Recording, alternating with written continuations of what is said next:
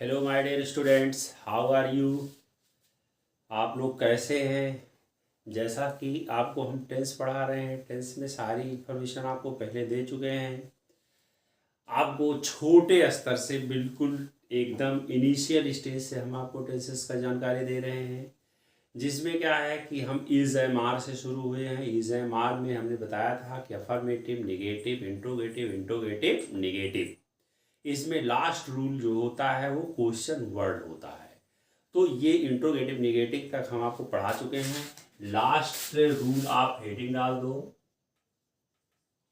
Rule number 4,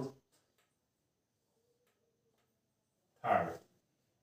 interrogative negative ये 3rd rule है। Question rule number 3rd में क्या है, यदि कोई प्रश्न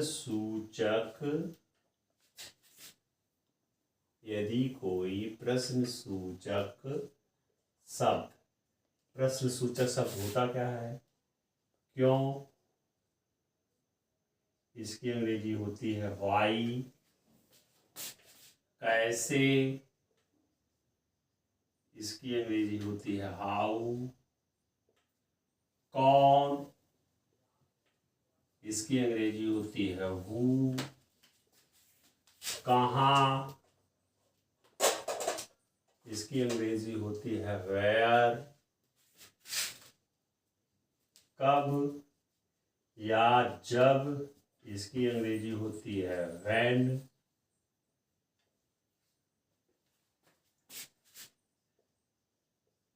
किसको, इसकी अंग्रेजी होती है whom,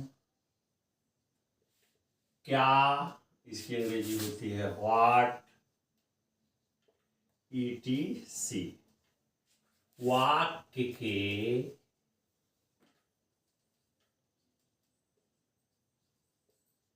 बीच में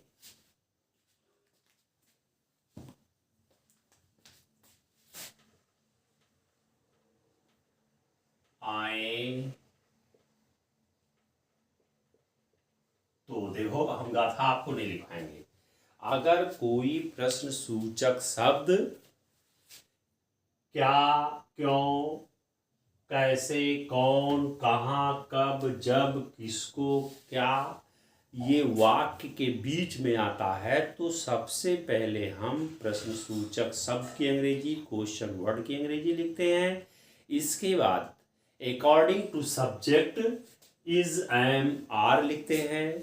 इसके बाद अदर इज एम आर लिखते हैं। इसके बाद सब्जेक्ट लिखते हैं और उसके बाद अदर वर्ड लिखते हैं। लास्ट में क्वेश्चन मार्क का सिंबल लगाते हैं। कोई भी प्रश्नसूचक शब्द है, कोई भी इंट्रोगेटिव सेंटेंस है, उसके लास्ट में हम क्वेश्चन वर्ड, प्रश्नसूचक शब्द जो है क्वेश्चन वर्ड जरूर लगाते हैं वहां पे लास्ट में। इसके हम जो प्रश्न सूचक शब्द है, इसके लास्ट में हम क्वेश्चन मार्क का सिंबल, प्रश्न सूचक का चिन्ह अवश्य लगाते हैं।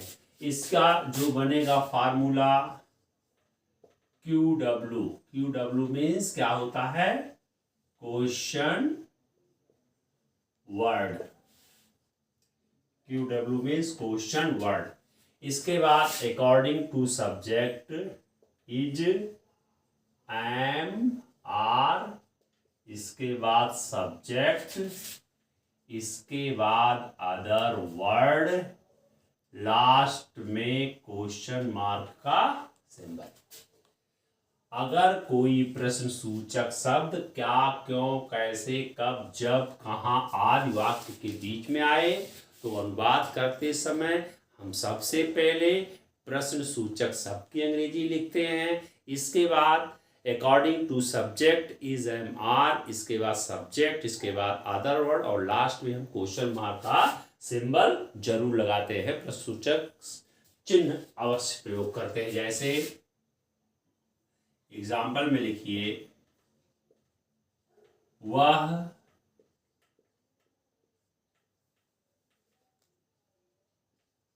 कब से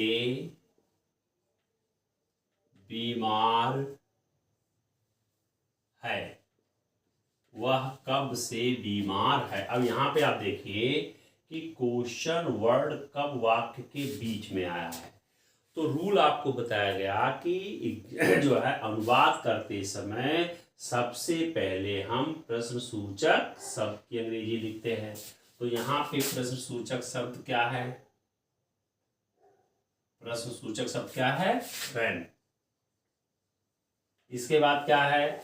वह के साथ इज एम आर में से क्या लगाएंगे? इज। When is. इसके बाद सब्जेक्ट क्या है? ही, सिक या इल। व्हेन इज ही सिक। दूसरा है वह क्यों सड़क पर है। वह क्यों सड़क पर है। अब यहां पे देखिए प्रश्न सूचक शब्द क्वेश्चन वर्ड क्या है? क्यों। ये वाक्य के बीच में आ रहा, तो सबसे पहले हम प्रश्न सूचक शब्द की अंग्रेजी लिखेंगे। इसके बाद वह के साथ क्या लगता है? इज। इसके बाद इज एम आर में से कोई एक इज लगाएंगे। इसके बाद सब्जेक्ट। इसके बाद अदर वर्ड। अदर वर्ड क्या है? ऑन द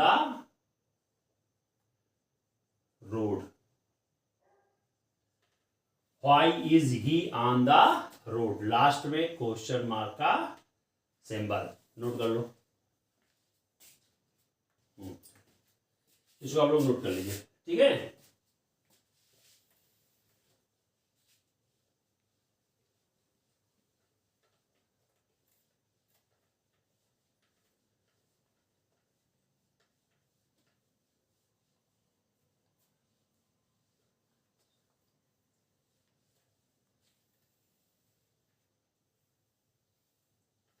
क्या था कि जब कोई प्रश्न सूचक शब्द वाक्य के बीच में हो तो अनुवाद करते समय सबसे पहले हम प्रश्न सूचक शब्द की अंग्रेजी लिखते हैं। प्रश्न सूचक शब्द की अंग्रेजी क्या है? क्या, क्यों, कैसे, कब, जब आदि। तो सबसे पहले हम इनकी अंग्रेजी, इसके बाद सब्जेक्ट के अकॉर्डिंग इज, एम, आर में से कोई एक, इसके बाद सब्जेक्ट, इसके बाद अदर वर्ड और लास्ट में हम क्वेश्चन मार्क का सिंबल यूज करते हैं। तो एक चीज और लिख लीजिए, नोट। नोट में लिख लो कि प्रश्न वाचक वाक्यों के अंत में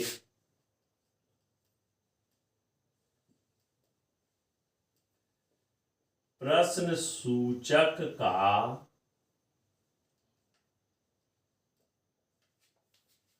चिन्ह, प्रश्न सूचक का चिन्ह अवश्य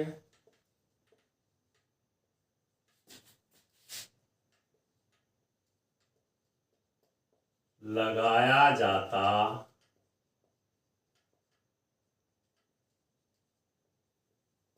है। प्रश्नवाचक वाक्यों के अंत में प्रश्न सूचक का चिन्ह अवश्य लगाया जाता है। ये हमेशा आप ध्यान में रखेंगे। वाक्यों के अंत में प्रश्न सूचक का चिन्ह अवश्य लगाया जाता है। ये हमेशा ध्यान में रखिएगा कि इंट्रोगेटिव कोई भी सेंटेंस है उसके लास्ट में अगर क्वेश्चन मार्क का सिंबल आप नहीं लगाए हैं, प्रश्नसूचक चिन्ह नहीं लगाए हैं और सारे सेंटेंसेस आपके सही हैं तो भी ये गलत माना जाएगा। ठीक है, ओके। तो जैसा कि आपका ये इज एम आर के सारे रूल्स आपके खत्म हो गए। इसके बाद इस पर इंट्रोगेटिव पर आधारित कुछ सेंटेंसेस हम आपको करवा देते हैं। इसके पश्चात फिर हम वाज वर उठाते हैं, फिर हैज़ हैव उठाते हैं, हैड उठाते हैं, फिर देयर का यूज़ कहाँ किया जाता है, इट का यूज़ कहाँ किया जाता है। इसके बाद हम फिर टेंसेज आपको शुरू करेंगे। तो इसको आप लोग नोट करिए और फिर ट्रांसलेट इनटू इंग्लिश हेडिंग डाल दो अगली। Translate into English, translate into English. इसको आप इंग्लिश में ट्रांसलेट करेंगे इंट्रोगेटिव सेंटेंसेस को। नोट करो।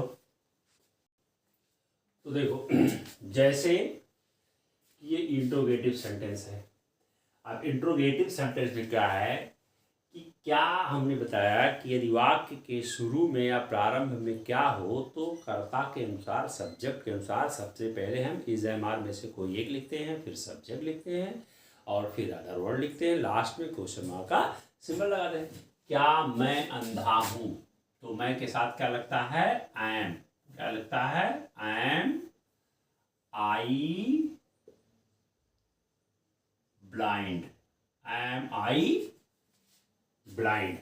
यहां पे देखिए I am I blind, last में क्वेश्चन मार्क का सिंबल। क्या हम लोग, क्या हम गरीब हैं या क्या हम लोग गरीब हैं, दोनों का मतलब सेम होता है। तो हम के साथ क्या यूज करेंगे? बी। बी के साथ क्या यूज होता है? आर बी पुअर, लास्ट में क्वेश्चन मार्क का सिंबल। Are be poor. क्या तुम बहरे हो? Are you deaf. Deaf means क्या होता है? बहरा। डम्ब मीन्स क्या होता है? गूंगा। ब्लाइंड मीन्स क्या होता है? अंधा। लेम मीन्स क्या होता है? लंगड़ा। क्या वह भूखा है? Is he hungry. Is he hungry. क्या वह लंगड़ा है? फिर तोरा लिख लो उसके नीचे आप लोग, क्या वह लंगड़ा है। अब देखो यहां पे वह की अंग्रेजी ही के साथ क्या लगेगा? इज। तो सबसे पहले क्या होगा? Is he lame. Lame means क्या होता है? लंगड़ा। तो इस तरह से आप इसको ट्रांसलेट करेंगे।